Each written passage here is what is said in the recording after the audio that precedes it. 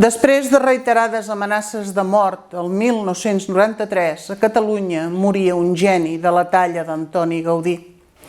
I com ell sempre tindrem les sospites si fou assassinat.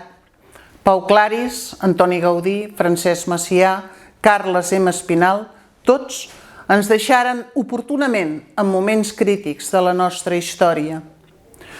Catalunya no té mala sort, té enemics, assassins que malden per destruir-nos. I els pitjors són els botiflers, aquells que sempre van per l'esquena, aquells que et diuen que es pacta amb els assassins, que es dialoga amb genocides, que no existeix la legítima defensa perquè això és rauxa, és a dir, bogeria, que en fan de l'ordre la llei suprema, quan només els esclaus, encadenats i subjugats, pateixen afuetades llur ordre. Aquells que confonen la barretina i el porró amb el monopoli de la catalanitat i no pas de la decadència. Mentre blasonen dels seus 8 cognoms i t'escupen a la cara que et parlen en castellà, porque es la lengua que usted ha mamado, señorita. No creuen en Catalunya, ni ens volen integrats, per tal de fer creure als catalans que en som una amenaça i els culpables de tots els mals que ens afligeixen. Però us he dit que fa 33 anys va morir un geni, Carles M. Espinal. Traspàs que no han registrat cap mitjà de comunicació. Aquells mitjans que avui esteu descobrint que no són nostres i menys catalans i que fa 33 anys tampoc ho eren. Qui era, doncs, el meu mestre? Ell fou un patriota amb majúscules, que començà a la lleva del biberó, en la guerra del 36-39, i segons m'explicà ell personalment, salvà la vida als seus 18 anys, perquè un valencià d'uns 33 anys agafà la metralladora i obligà els 3 adolescents que defensaven la posició a retirar-se, mentre el nostre valencià moria heroicament. Un fet així l'havia de marcar per sempre més. Per això s'enervava quan sentia dir algun cretí polític o cretí intel·lectual que no hi ha cap causa per la qual valgui la pena morir. Ell devia la seva vida a un compatriota generós i valent. Com podia tolerar la covardia dels molts botiflers que, tot dient-se líders polítics, n'han dut per acció o omissió tants catalans a l'escorxador a canvi d'unes quantes poltrones i bones minutes? S'enervava, sí, i sovint en repetia un refrany basc que tots hauríem de gravar a l'espona del nostre llit: quan hom va d'haver, un llop se'l menja. Reivindicava a cada ocasió que som un poble guerrer i ha de desafiar el govern de la Generalitat de Jordi Pujol que li donessin 48 programes de televisió i si en un any no canviava la mentalitat d'aquest país es deixava afusellar. Patia, veient com la colonització castellana i sobretot el franquisme ens havien engendrat el que ell anomenà complex d'esclau i com a bon psicòleg de fama internacional posava el seu saber a disposició del nostre poble. La resposta dels minidirigents que avui tothom sap que a des i ara són uns vividors inútils i lladres fou el pacte de silenci. I quan no pogueren evitar-ho començaren les calúmnies. Un grafòleg reconegut mundialment fins al punt de substituir a la seva mort el número 1 del món, Max Pulver. Ell assessorava i seleccionava per a grans multinacionals com Nestlé o Sandoz els seus dirigents. Així, un català de tal magnitud detectà de bon començament la colla de podrits que a la mort del dictador deien representar Catalunya.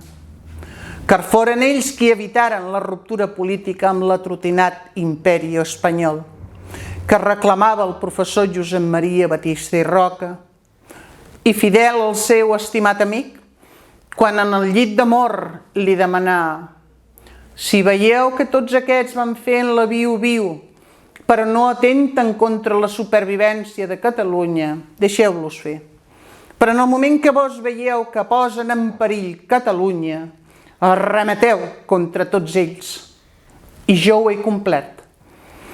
Aquesta confessió la feu al seu despatx de Barcelona a un grup de vigatans on jo hi era present.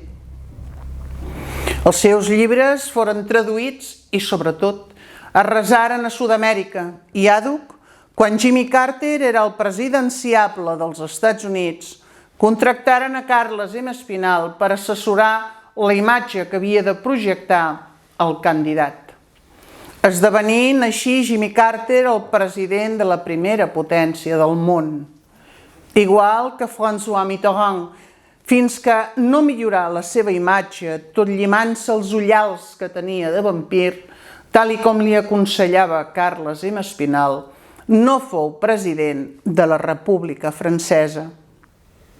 Tanmateix, com en Batista i Roca es desvivia per refer l'autèntic caràcter dels catalans, malmès durant segles de colonització. Àdhuc, l'estat d'Israel es posà en contacte amb Carles M. Espinal per saber per què els catalans tenim alterat el valor del sí i del no, que tan bé explica la ciència psicoestètica. Un mètode revolucionari que ha deixat enrere la psicologia, la psicoanàlisi, la psiquiatria i tot sovint repetia: la història s'haurà d'escriure abans i després de la psicoestètica. Per a comprendre l'abast i la importància de la seva obra, cal llegir la Bíblia dels catalans, és a dir, la seva obra escrita. Ella n'és farcida de vaticinis sobre Catalunya amb 30, 40, 50 o 60 anys d'anticipació. Encara recordo una visita que fèrem l'any 1980 al diari de Sabadell a l'haver-nos demanat un estudi psicoestètic dels 5 presidenciables que llavors aspiraven a la presidència de la Generalitat i que posteriorment es negaren a publicar-nos. Això li valgué una bona filípica al director del rotatiu, que era de Fuerza Nueva, i en cert moment em digué: el único error que cometió Franco fue no asesinar a Muñoz Espinal cuando todavía podía hacerlo. A la qual cosa li vaig respondre: sou els mateixos gossos amb idèntics collars, perquè per no canviar no us heu canviat ni el collar. Com ho dice? I encara amb un to més rotund i elevat li ho vaig tornar a repetir. No li ha quedat clar? Sou els mateixos gossos amb idèntics collars perquè per no canviar no us heu canviat ni el collar. S'aixecà i sortí de la sala. Així, el pitjor crim dels nostres minidirigents fou seguir l'exemple del nazi del general Franco, tot ofegant-lo en un rigorós pacte de silenci. La seva fita era la formació de nous dirigents per Catalunya. Per això creà l'Associació de Practicants de la Psicoestètica, de la qual vaig ser membre fundadora i membre de la seva junta directiva, fins la seva mort. La meva dimissió provocà la renúncia automàtica de tota la junta directiva. Els motius? La família havia decidit trair la voluntat del mestre i abandonar el seu combat patriòtic. Ell sempre repetia: l'associació és l'hereva de la meva obra científica i del meu combat patriòtic. Això és un pack indestriable. D'aquí que, mort el dictador, l'Associació de Practicants de la Psicoestètica, per tal de formar els joves més inquiets políticament i després d'haver desplaçat París, tot convertint Barcelona en la capital de la moda, s'iniciaran un seguit de convencions que incidiren de ple en el panorama polític del moment. Així, entre d'altres, celebràrem les convencions de psicoestètica del líder político, la imatge d'un estat, psicoestètica de l'oratòria catalana. Serà el 1992 l'any de la independència de Catalunya? Aquesta darrera convenció serví per exigir als parlaments de Catalunya la celebració d'un plebiscit on els catalans poguessin respondre la pregunta: voleu una Catalunya independent i vinculada a Europa? Vols separar-se d'un estat intermediari que duplica els impostos dels ciutadans i dificulta la nostra peculiar vida política? I a partir del moment que iniciàrem la campanya perquè els nostres minidirigents convoquessin el plebiscit, aprofitant la plataforma de ressò internacional que suposava celebrar uns Jocs Olímpics a Catalunya, començaren les amenaces de mort. I com he dit a l'inici, passat els Jocs Olímpics, el 2 de març de 1993, Carles M. Espinal moria. L'1 d'octubre no va sorgir del no-res, ni per generació espontània. Fou la lluita sostinguda, silenciada i a voltes calumniada, feta per uns pocs deixebles i dirigida per mi. I ara us deixo amb l'oració fúnebre que vaig fer al cementiri de Montesquiu tot just fa 33 anys. Catalans, aquest és el discurs més trist de la meva vida. Com dir l'últim adéu al professor Carles Muñoz Espinal. Em rebel·lo a mi mateixa. No ho vull fer. Sento la necessitat de sacsejar l'ànima de cada català. Vull remarcar-li. Sabeu que Catalunya ha perdut un geni? I l'únic home que avui per avui era capaç d'independitzar la nostra nació? Amb tot, temo que les meves paraules no tinguin la força necessària perquè el nom de Carles M. Espinal i l'exemplaritat de la seva lluita patriòtica us quedin gravats al cervell talment com si ho esculpís amb una escarpra i un martell. Fora un pecat de lesa pàtria que cap català deixés en l'oblit l'esforç i el mestratge que durant més de 50 anys de combat continuat ha dut a terme el nostre insigne prohom. Ell ha combatut durant tots aquests decennis contracorrent i de manera incansable per tal d'assolir la independència de Catalunya. Mai no li vaig conèixer ni un moment de descans ni de fallença. Sempre estava al peu del canó. Creia en Catalunya i se l'estimava més que la seva pròpia vida. Volia salvar-la al preu que fos i haguera trinxat tota la immensa i transcendental obra espinaltiana si amb això hagués pogut estalviar-nos l'esclavatge i la colonització que patim.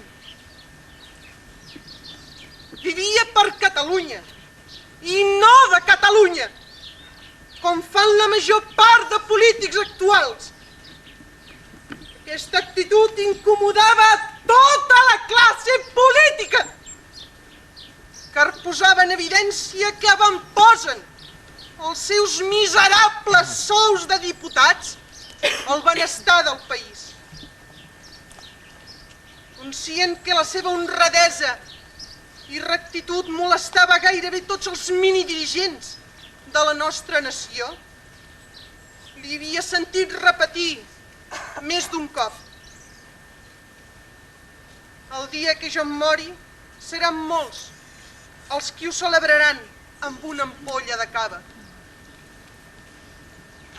L'absència avui aquí de bona part dels màxims càrrecs del nostre minigovern demostren que àdhuc després de la mort encertaria el diagnòstic. Sabia que ell representava la veu de la consciència de Catalunya, ja que encarnava els Pau Claris, els Antoni Gaudís, els Batista i Roca, i se'n feia una qüestió de dignitat patriòtica recordar-nos i ensenyar-nos com eren i com es forgen els autèntics dirigents. Repetia fins a embafar-nos: Catalunya necessita dirigents. S'han de formar dirigents polítics amb caràcter. A Catalunya li calen uns dirigents molt superiors a la mitja d'altres nacions si vol superar l'intent de genocidi que sofrim, amanit amb més de 40 anys de feixisme. Qui més ho denunciava, això? Qui més s'atrevia a dir aquestes veritats? L'últim llibre que havia comentat amb el professor Carles M. Espinal era l'Orador, de Ciceró. I recordo haver-li llegit aquesta frase: i la història, testimoni del temps, llum de la veritat, vida de la memòria, mestre de la vida, missatgera de l'antiguitat. Amb quina altra veu, si no amb la de l'orador, és encomanada a la immortalitat? Quina raó tenia Ciceró? Si no hagués estat la brillant oratòria del professor Carles M. Espinal, on haguérem anat a veure l'amarga història de Catalunya? Qui ens l'haguera explicat? Amb tot, que cap dels seus enemics no es faci il·lusions. La lluita segueix. Ens ha passat la torxa del seu combat patriòtic, molt abans del que tots haguérem volgut. I ara la tenim nosaltres, els seus deixebles. I malgrat no poder comptar amb la seva reconfortable i encoratjadora presència, sabem que posseïm una gran obra i una ciència, la psicoestètica, amb la qual podrem independitzar Catalunya. Carles M. Espinal sabia com ningú que els pobles s'afermen i enforteixen no a base de jocs, siguin o no olímpics, sinó amb obres immortals. I la seva ho és. Està cridada a revolucionar el món. Tot sovint repetia, no sense fonament: la història serà d'escriure abans i després de la psicoestètica.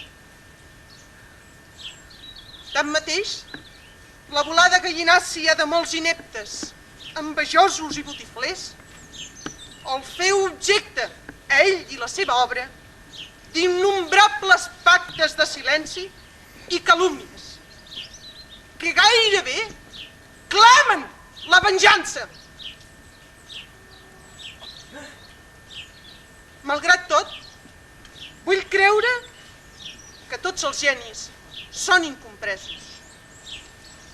S'avancen amb molts anys d'anticipació a l'esdevenidor, i això fa que el poble no camini al seu costat. Però podem seguir les seves passes perquè Carles M. Espinal ens deixa el que és. Demostrem que som dignes del seu llegat. No li destruïm l'única cosa que es du a la tomba, la seva fe en Catalunya. I així, per comptes de dir-li adeu, podrem acomiadar-nos amb un fins a sempre, professor Carles Muñoz i Espinal. Visca Catalunya independent! Visca!